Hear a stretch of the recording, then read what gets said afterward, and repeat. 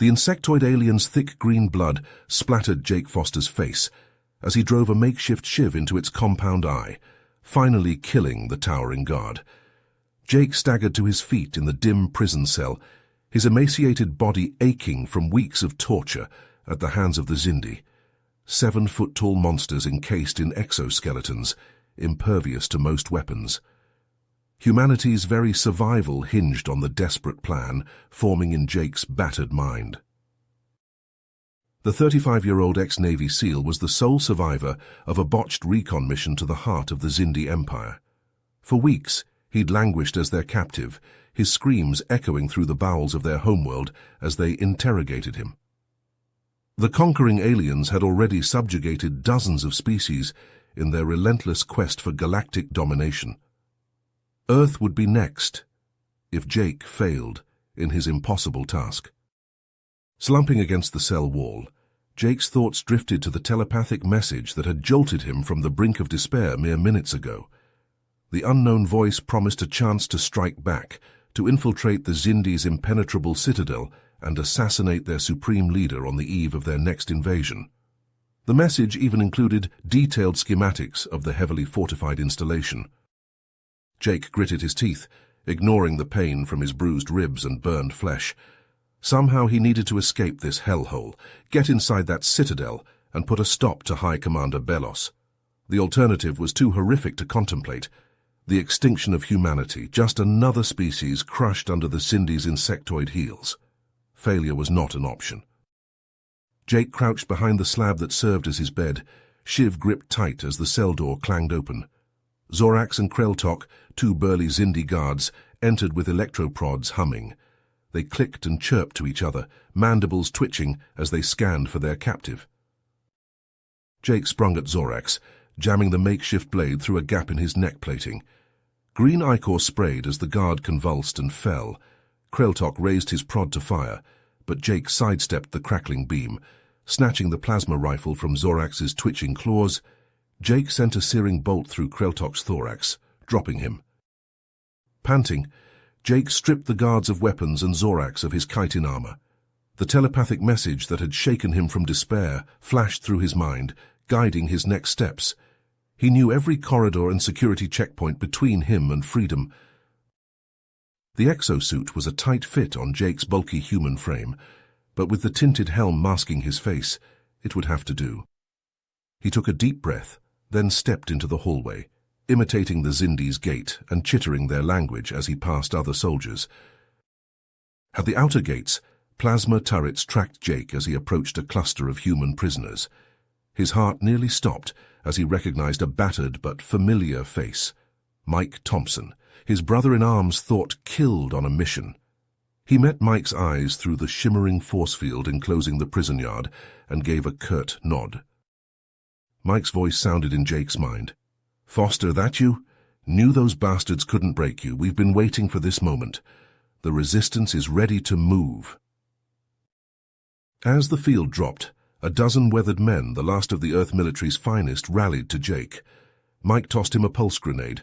Sirens blared as they blasted their way out of the compound, stopping only to raid an armory, strapping on Zindi plasma rifles and phase grenades.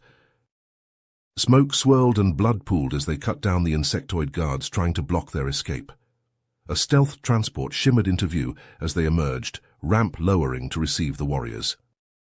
"We've got a clear shot at that son of a bitch, Belos," Jake growled as the ship screamed through the sky.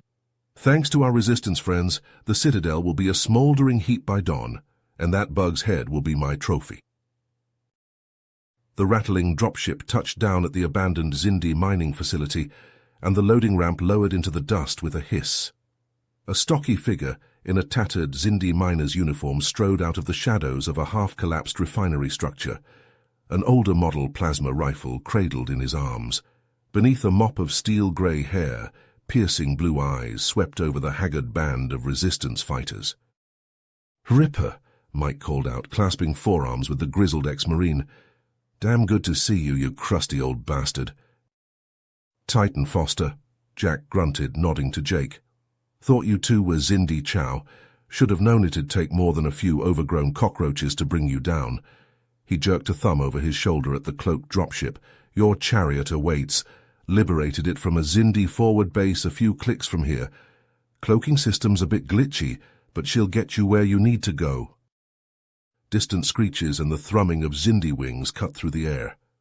Patrol's coming, Jack spat, shouldering his rifle. Must have picked up your trail. Get to the ship, I'll hold 'em off. Jake, Mike, and the others sprinted for the dropship as plasma bolts sizzled past, Jack laying down covering fire. They piled inside, but the Xindi were on them in seconds, swarming from all sides. The resistance fighters returned fire from the open ramp. Private Jones, barely 19, took a bolt to the chest and crumpled. 2 more fell. "Punch it!" Jake roared, slamming the hatch controls. The ramp sealed and the ship lurched skyward, plasma peppering the hull. In the cockpit, Jack coaxed more speed from the straining engines. In the main hold, Jake and Mike triaged the wounded as best they could with the ship's meager medical supplies. The moans of the injured mingled with the rumble of the engines. Mike met Jake's eyes over the chaos, his expression grim. "We lost Rookie and the others. Xindi'll be out for blood now." Jake pulled up the Citadel schematics on a wall display. "Let's make sure those men didn't die for nothing. We need to find a way in, fast, before that psychopath Balos realizes we're coming." The schematic rotated, revealing a labyrinthine network of passageways, armored bulkheads, and defensive emplacements. The central chamber housing the Xindi leadership was a fortified vault, nigh impenetrable. "There," Mike tapped a service tunnel snaking along the Citadel's periphery. "Looks like an old waste disposal conduit, probably not as heavily guarded." Jake traced the route from the tunnel to the central chamber, committing it to memory. Overlaying the path were red clusters, indicating Xindi security forces, hundreds of them. Beyond the walls, the Citadel loomed, a jagged spire stabbing at the sky. He turned to the battered survivors of the resistance team, now arming up and checking gear.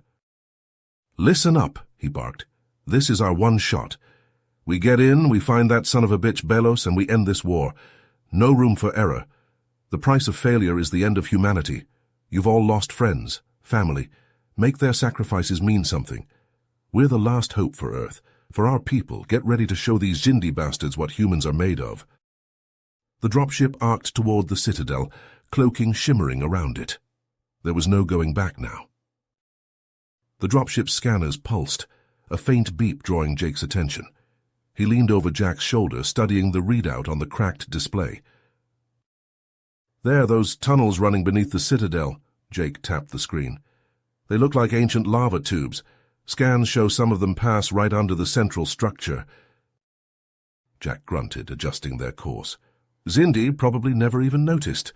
Too busy looking up at the stars to see what's under their own damn feet." The dropship banked, diving into a shadowed chasm. The cloaking field rippled as they descended into the twisting labyrinth of volcanic passages. Jack guided the craft through the narrow confines, the hull scraping stone. In the dimness of the hold, the resistance fighters checked weapons and tightened armor. Mike passed out breaching charges to Jake, Tom, and Alex. "So these babies'll punch right through the Citadel's underside," Mike said. "Plant 'em on the thinnest point and we'll be knocking on Belos's front door." The ship shuddered to a halt, mag-locked to the stone. "We're here," Jack called back, "right under the central command spire." Jake hit the ramp controls. "All right, let's move. Jack, keep the engine running and cover our exit." They filed out into the gloom of the lava tube, the air thick with heat and sulfur. Following the schematics on a wrist computer, Jake led them to a section of rock directly beneath the Citadel. "Stack up," he ordered, placing a charge. The disc adhered to the stone with a click. They took positions, rifles trained on the blast point. Jake triggered the detonator. The shaped charge blew inward, pulverizing rock in a directed cone. Dust billowed as they climbed through into a maintenance shaft, emergency lights flickering. Creeping forward, they emerged into a corridor. 3 insectoid figures in mottled red exoskeletons turned, mandibles clicking in surprise, Xindi technicians. Plasma bolts flashed as Jake's team dropped the Xindi before they could raise an alarm. The air reeked of charred chitin. "Get their uniforms," Jake said. already stripping a twitching corpse. "We'll never make it to the command center looking like this." Disguised in the technicians' exoskeletons and uniforms, they moved out, leaving 2 troopers to guard their exit. Jake, Mike, Tom, and Alex headed deeper into the citadel, following the route to the central chamber. Xindi soldiers marched past, but paid them no mind, seeing only workers going about their duties. Jake chirred and chirped responses to barked orders, his time as a prisoner paying off. At the command center doors, Jake waved a stolen keycard over the biometric lock. The heavy portal slid open. They stepped inside, rifles concealed beneath crimson carapaces. Towering holographic displays flickered with troop movements and ship positions. Belos and a dozen chitinous generals stood around a central hollow table, a rotating earth hovering above it. "Thus will establish a beachhead here," Belos gestured with a clawed gauntlet, "and drive into the humans' most populous cities. The bombardment will have softened them up." Jake looked to the others, signaling with hand signs. "Weapons free on my mark. Pick your targets. Belos is mine." He raised his rifle, aiming center mass on Belos, and hissed, "Mark!" Plasma bolts and kinetic rounds stitched glowing traceries through the air as their ambush thundered into the War Council. Plasma bolts sizzled through the air as Jake lunged at Belos, a primal roar tearing from his throat. The towering insectoid warlord met his charge head-on, razor-sharp talons slashing. Jake ducked under the sweeping claws, driving an armored fist into Belos' midsection. The blow barely dented the thick exoskeleton. Belos chittered, mandibles clacking. "Foolish human, you cannot hope to defeat me. Your species is doomed." His serrated claw clamped around Jake's throat, lifting him off the ground. "Earth is just the beginning. Soon the Xindi will reign supreme over the galaxy." Jake choked, prying at the vice-like grip. What are you talking about?" "We have engineered a virus that targets your genetic structure," Belos hissed. "Once Earth falls, we will unleash it upon every human colony. Your kind will be wiped from existence." Fury and desperation surged through Jake. He activated the plasma blade in his gauntlet and stabbed it into the gap under Belos' arm. The warlord shrieked as the searing edge pierced his exoskeleton. Ichor spurted, and he dropped Jake, staggering back. Jake pressed his advantage, raining blows on Belos' wound. The Xindi leader retaliated with a barrage of his own, but Jake rolled and dodged, his human agility outmatching Belos' brute strength. Across the command center, Mike and the others battled the remaining generals. Plasma beams crisscrossed with kinetic rounds, Xindi carapaces and human armor scorched and cracked. One by one, the generals fell under the onslaught. Belos' movement slowed, green blood pooling at his feet. Jake leaped and plunged his blade into the warlord's neck, putting his full weight behind it. The plasma edge punched through chitin and severed spinal cord. Belos convulsed and collapsed, his head lolling at a grotesque angle. Panting, Jake turned to his team. "Belos is down. Let's get the hell out of here." But the heavy thud of Xindi reinforcements echoed from the corridor. Dozens of soldiers poured into the command center, plasma rifles blazing. "Fall back!" Jake shouted over the din. "Make for the maintenance shaft!" They laid down covering fire as they retreated, pulse grenades felling Xindi troopers in flashes of searing light. Alex took a bolt to the shoulder, Tom hauling him along. Mike slapped a breaching charge on the maintenance hatch as they piled through. The directed blast collapsed the passage behind them, buying precious seconds. They ran, mag boots clanging on metal grating. The lava tube came into view ahead, their dropship a crouched black silhouette, but a seismic tremor rattled the chamber. Stone cracked and fell away as an immense shape emerged from the wall. A Xindi war drone, all gleaming alloy and articulated limbs, rose to its full 3-story height. Sensor eyes glowed crimson and plasma cannons thrummed to life. The machine zeroed in on the fleeing humans, barbed manipulators unfurling, and charged with a deafening mechanic roar. The war drone thundered forward, the ground shaking under its bulk. Plasma cannons swiveled and locked on Jake's team as they sprinted for the dropship. Their rifles spat fire, the rounds sparking off the drone's armor uselessly. "It's no good," Mike yelled over the din. "We need heavier ordnance." Tom slapped a new energy cell into his rifle. "I'll buy you time. Get to the ship." "No way," Jake growled. "We're not leaving you." "You have to." Tom met his eyes. "The mission comes first. Now go, I'll keep this bastard busy." Tom charged at the drone, drawing its fire. Plasma bolts sizzled past him as he jinked and rolled. The drone swiveled to track him, away from the others. Cursing, Jake pulled Mike and Alex toward the dropship. Behind them, Tom danced between the drone's legs, blasting at knee joints and optics. The machine roared, slamming a clawed limb down. Tom barely dodged, the impact throwing him off balance. In the ship, Jake punched the ramp controls. Mike hauled a wounded Alex inside. The drone's cannons hammered at their shields. Tom stumbled into view, his armor blackened and torn. Green Zindi blood mixed with red human on shattered ceramic plates. He met Jake's eyes one last time. "Give 'em hell for me," he said, smile tight with pain. Then he turned and sprinted at the drone, slamming into its legs. Plasma grenades flared like small suns. The explosion ripped through the cavern. Flames billowed as the drone toppled, secondary detonations chaining through it. Burning wreckage crashed down, burying the space where Tom had been. "Tom!" Jake screamed, but only fire answered. Mike grabbed his arm. "He's gone, man. We gotta move." Numb, Jake slammed the hatch shut.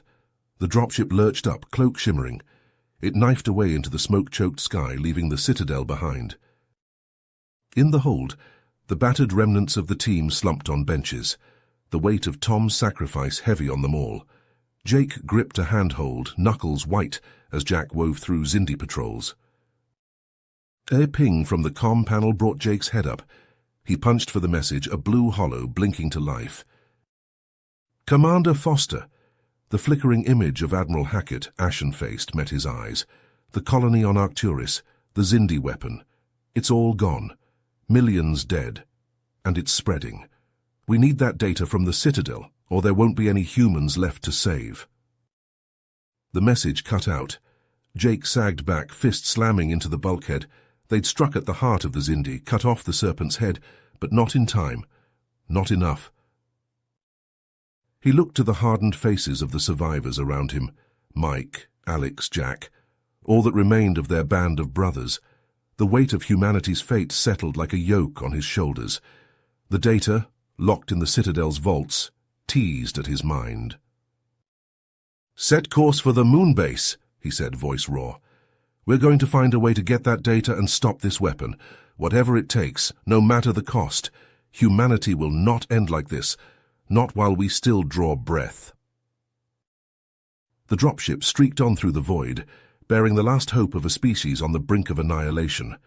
Jake closed his eyes, the after-images of the drone's explosion and Tom's last charge still flashing behind the lids. They wouldn't let his sacrifice be in vain. Couldn't. There was still a war to win, no matter how impossible the odds.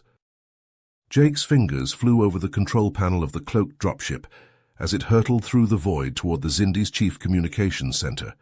The weight of humanity's fate pressed down on him like a physical force, threatening to crush him. He shook his head, banishing the dark thoughts. They still had a chance, slim as it was, and he'd be damned if he'd let that chance slip away. "Ethan, talk to me," Jake growled into the comm, his voice harsh with fatigue and barely suppressed rage. "What's our status?" The hacker's reedy voice crackled over the link, nearly drowned out by the hum of the ship's engines. "I'm in their system, boss. Managed to spoof their security protocols. As far as their sensors are concerned, we're just another Shindy transport." Jake allowed himself a tight smile. Ethan was a scrawny kid, all elbows and acne, but he was a goddamn wizard when it came to cracking Zindi tech. They were lucky to have him. Mike leaned over Jake's shoulder, his face a grim mask in the flickering light of the displays. "What about the assault teams?" "Jack's boys are in position," Ethan replied. "They'll hit the Zindi bases on your signal. Should buy us enough time to get in, plant the charges, and broadcast that false distress call." Alex, hunched over his rifle in the back of the cockpit, grunted. "And if it doesn't?" "Then we'll be dead before we know it," Jake said flatly. "But if we don't try, we're dead anyway, along with every other human in the galaxy." The comm hub loomed ahead, a bristling fortress of antennas and sensor arrays perched on the pockmarked surface of the moon. Jake's hands tightened on the controls as he guided the dropship into a docking pattern, the ship shuddering as it slotted into an airlock. "Masks on," he ordered, sliding a rebreather over his face. The others followed suit, their features obscured behind tinted visors. The airlock cycled open with a hiss of equalizing pressure. Jake and his team moved out, mag boots clanking on the deck plates. Ethan and his two commandos peeled off down a side corridor, heading for the control center. Jake, Mike, and Alex continued on toward the hub's reactor level. They encountered no resistance as they moved deeper into the facility, the corridors eerily deserted. Jake's nerves thrummed with tension, his grip tight on his rifle. It was too easy. And then, as they rounded a corner, they found out why. A dozen Xindi technicians clad in form-fitting exosuits looked up from a bank of consoles, compound eyes widening in surprise. For a heartbeat, the two groups stared at each other in shocked silence. Then all hell broke loose. The Xindi scrambled for weapons as Jake and his team opened fire, plasma bolts sizzling through the air. Two of the insectoids went down, carapaces smoldering, but the rest found cover behind the consoles and returned fire. Jake ducked behind a support column, rounds sparking off the metal inches from his head. Mike and Alex laid down suppressing fire, buying him a precious second to prime a pulse grenade.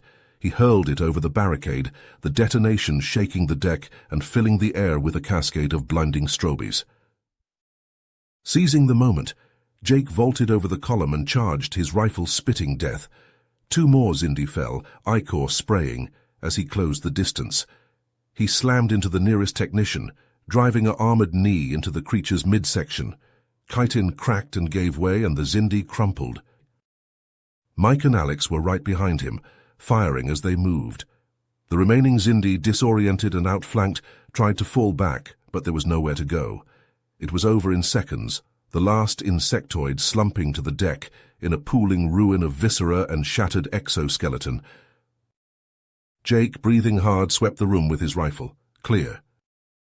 "Reactors through there," Mike said, pointing at a heavily reinforced hatch. "Charges?" Alex tossed him a satchel, enough to crack this moon in half. "Good," Jake keyed his comm. "Ethan, we're at the reactor. What's your status?" A burst of static, then. "Ran into a bit of resistance, but we're in the control room now. I'm looped into their network, ready to send the signal on your go." "Do it!" Jake slapped a charge on the reactor housing, the magnetic clamps locking it in place. Mike and Alex did the same, working their way around the massive cylinder. Jake's comm crackled again. "Signals broadcasting. If the Xindi stick to their protocols, their ships should be peeling off to investigate any second." "Roger that," Jake said. "We're done here. Meet us at the exfil point."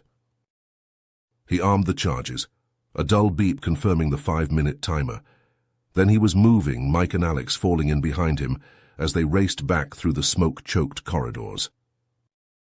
In the distance, alarms began to sound, a rising cacophony of shrieking klaxons. The Xindi knew they were here. Plasma bolts seared the air as Jake and Mike fought their way through the communications hub, the stench of charred flesh and ozone thick in their nostrils. Alex and Ethan were pinned down in the control room, the hacker's fingers flying over the console as he struggled to gain access to the Xindi's broadcast array. "I'm in!" Ethan yelled over the din of battle, his face bathed in the sickly glow of the displays. "Sending the distress signal now." A Xindi technician, armed with a plasma torch, burst into the room, the searing beam slicing through the air. Ethan cried out as the torch burned through his armor, the acrid smell of melted ceramic filling the air. Jake and Mike burst into the control room, rifles blazing. The technician fell, his carapace shattered by the barrage, but it was too late. Ethan slumped against the console, his chest a smoking ruin. Jake knelt beside him, cradling his head.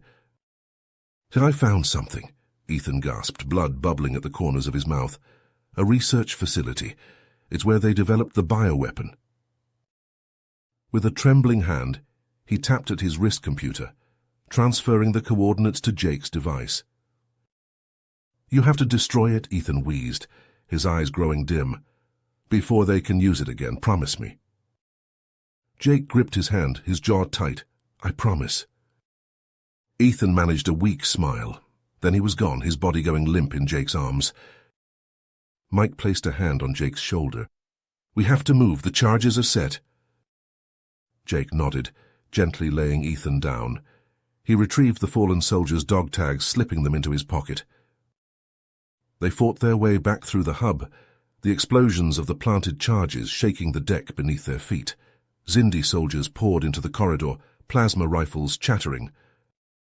Jake and the others cut them down, their own weapons spitting death.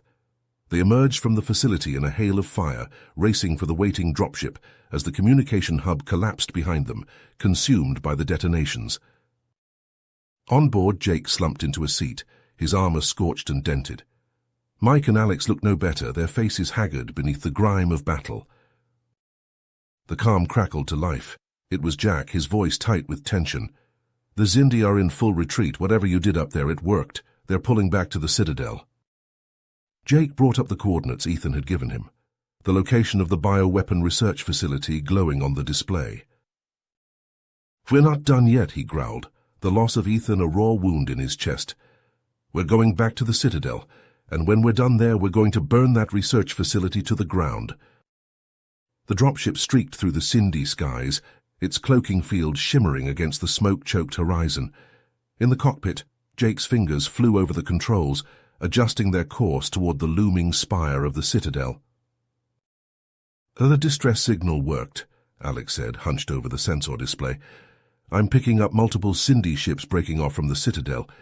Their defenses are weakened." Jake nodded, his jaw set. "Then let's not waste any time. Take us in, low and fast. We'll use the lava tubes to bypass their remaining security." The dropship banked hard, plunging into the gaping maw of the volcanic tunnels. The hull scraped stone as Jake guided them through the twisting labyrinth, the ship's external lights casting eerie shadows on the basalt walls. "Brace for impact," Jake growled as he straightened their approach. The dropship slammed into an outcropping, skidding to a halt on the rocky floor. The ramp lowered with a hiss of hydraulics, and they were moving, mag boots clanging on stone. They emerged into a dimly lit maintenance shaft, the walls pulsing with the Citadel's power conduits. Following the schematics etched into his mind, Jake led them up, toward the central computer core. A guttural roar stopped them cold. Ahead, a hulking figure detached from the shadows, a massive Xindi warrior, towering over even his kin. Glossy black chitin encased rippling slabs of genetically enhanced muscle. A jagged crest swept back from his armored brow, compound eyes glinting with malevolent intelligence. "Kaztha," Mike breathed. "I've heard stories about him. They say he's unbeatable." "We'll see about that," Jake snarled, raising his rifle. Kazthar struck like lightning, crossing the distance in a blur. His claw slammed into Jake's chest, sending him flying. Mike and Alex opened fire, plasma rounds sparking off the warrior's exoskeleton. Bellowing, Kazthar backhanded Mike into a bulkhead, bones cracking. Alex ducked a scything claw, jamming his rifle barrel into a gap in the creature's armor and triggering a burst point blank. Icor sprayed, but Kazthar barely flinched. Jake leapt onto the warrior's back, sinking a combat knife into the joint between neck and shoulder. Kazthar roared, grasping at the human clinging to him. Wrenching the blade free, Jake stabbed again and again, finally eliciting a shriek of pain. With a heave, Kazthar ripped Jake free and slammed him to the deck, a massive foot pinning him. The warrior's claw descended, dripping green, only to jerk back as a plasma bolt took him in the side of the head, burning through chitin. Mike, propped against the wall, fired again and again, pouring shots into the weak point Jake had opened. Kazthar staggered, his exoskeleton cracking. With a roar, Jake rolled free and snatched up his fallen rifle. A sustained barrage from all three humans tore into the Xindi champion, finally spilling him to the deck in ruin. Panting, bleeding, they staggered onward, leaving Kazthar's body twitching behind them.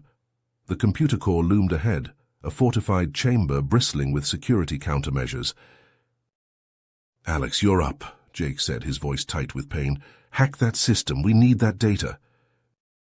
Alex knelt by the access port, his fingers a blur on the keypad. "I'm in, but there's a problem. The data we need is behind some serious encryption. I can break it, but it'll take time we don't have." Xindi screeches echoed from the tunnels below, reinforcements closing fast. Mike met Jake's eyes, an unspoken understanding passing between them. "I'll hold them," Mike said, hefting his rifle. "Buy you the time you need." "Mike," Jake clasped his friend's forearm, "give 'em hell." "I'll save you a seat in Valhalla." Mike grinned, despite the blood leaking from his lips. He turned and stomped toward the approaching horde, grenades and rifle at the ready. Jaw clenched, Jake joined Alex at the terminal. The sounds of combat soon rang through the halls, plasma fire and human battle cries mingling with alien screeches. The deck shuddered with explosions, the lights flickering. "Almost there," Alex panted. "Just a little longer." A massive blast rocked the chamber closer than the rest. Mike's final stand. Jake closed his eyes for a moment, grief and fury warring within him. "Got it," Alex crowed, the data scrolling across the screen. "Downloading now." Jake's wrist computer pinged an acknowledgement as the precious intel flooded its memory banks. Plasma bolts sizzled past them as the first Xindi warriors stormed into the computer core. "Let's move now." Jake hauled Alex up, spraying suppressing fire at the Xindi. They ran, retracing their steps through the smoke and ruin, leaving their fallen comrade behind. They plunged into the lava tubes, the enraged Xindi hot on their heels. Plasma fire seared the air, chewing through stone. Jake and Alex leaped into the waiting dropship, Jake's fingers flying over the controls. The ship lurched up, shedding rock, its cloak flickering to life. They shot through the tunnels, the Xindi's furious screeches fading behind them. In seconds they erupted from the Citadel's foundations, engines screaming as they clawed for the stars. In the main hold, Alex slumped against the bulkhead, his face a mask of grief and exhaustion. Jake's hand found the data chip in his wrist computer, the key to humanity's survival. But the price had been high, too high. "We'll make it count," Jake whispered, a vow to the fallen. "We'll stop that weapon and we'll end this war, no matter the cost." The dropship streaked on through the void, carrying the last hope of a species teetering on the brink. The precious data, bought with blood and sacrifice, would light their path to the Xindi's darkest secrets, and to vengeance. Jake and Alex burst from the lava tubes in a haze of smoke and grit, their armor scorched and battered from the fierce battles within the Citadel. Waiting for them, crouched beside a sleek, angular Xindi transport ship, was Jack and a handful of resistance fighters, their faces etched with a mixture of relief and grim determination. "Damn good to see you two in one piece," Jack growled, clasping Jake's forearm in a warrior's greeting. "We've secured this bird. She's fueled up and ready to fly." Jake nodded, his jaw set. "Good. We've got the data from the Citadel's computer core. Now we just need to get to that research facility and burn it to the ground." As they boarded the transport, Alex pulled up the facility's schematics on a holographic display. "Looks like they've got some heavy defenses in place. Plasma cannons, energy shields, the works." Jake leaned in, studying the readout. "There," he said, pointing to a small, nondescript section of the facility's perimeter. "That's our way in. An old maintenance access tunnel. The Xindi won't be expecting an attack from that direction." The transport lifted off, its cloaking field shimmering to life as it streaked through the planet's atmosphere. In the main hold, the resistance fighters checked their weapons and armor, preparing for the coming assault. As they neared the research facility, Jake and Alex pored over the stolen data, searching for any weakness in the base's defenses. "Got it," Alex said, his eyes narrowing. "There's a fluctuation in their energy shield, right over the maintenance tunnel. If we time it right, we can slip through undetected." Jake nodded, his grip tightening on his rifle. "Then that's our play. We get in, plant the charges, and get out before they know what hit them." The transport dipped low, skimming over the facility's outer perimeter. At Jack's signal, they leaped from the open ramp, landing in a crouch beside the maintenance tunnel's entrance. The energy shield flickered and wavered, allowing them to slip inside just as it snapped back into place. Once within the facility, they moved quickly and quietly, following the schematics to the main research labs and storage areas. Jake and Alex placed the explosives with practiced efficiency, each charge strategically positioned to cause maximum damage. But as they fought their way back towards the waiting transport, alarms began to blare throughout the complex. Xindi soldiers poured into the corridors, plasma rifles blazing. The resistance fighters returned fire, the air thick with the stench of ozone and seared flesh. Suddenly, a group of Xindi scientists emerged from a side passage, their faces contorted with fear and desperation. "You don't understand," one of them clicked, his voice trembling. "The weapon. It's already been perfected. We have stockpiles ready for deployment against your Earth."